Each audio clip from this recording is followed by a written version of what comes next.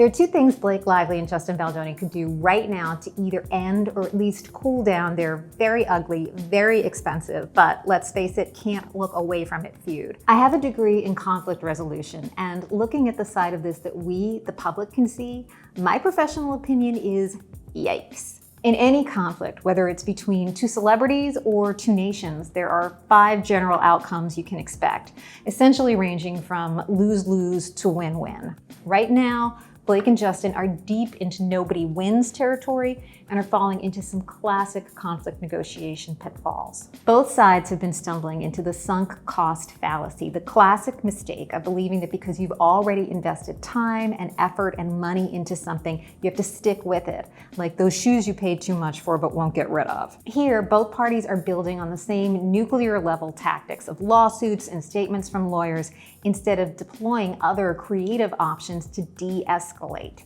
And they're spinning their very combative sides of the narrative to the press and to the public, which is antagonizing each side and putting everybody on the defensive. This is what's known as a competing conflict resolution style, in which your willingness to cooperate is low and your assertiveness about your own needs is high.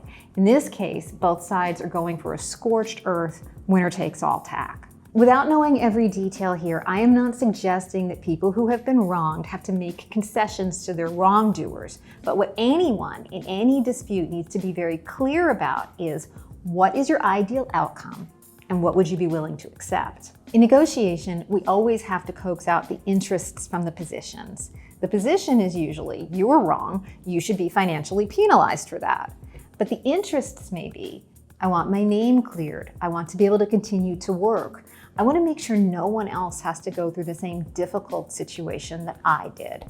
Or maybe it's, I want to raise my reputation and damage somebody else's. Either way, it's essential to understand what you're really after. So how can you resolve a conflict that's already so public?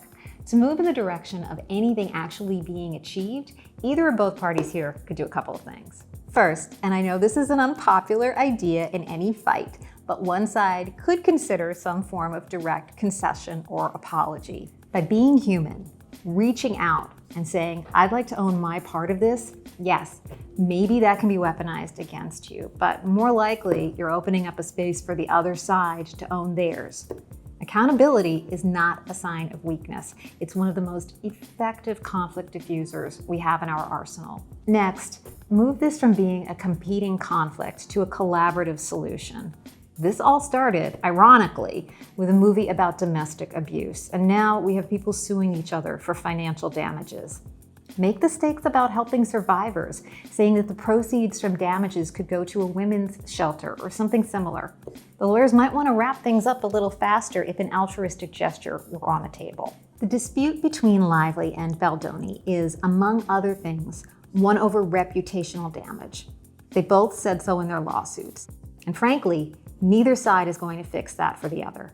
They're going to have to figure that one out for themselves. But the longer this dispute drags on, the pettier it becomes, and the less audiences are going to associate either of them with anything other than what happened on a movie set back in 2024.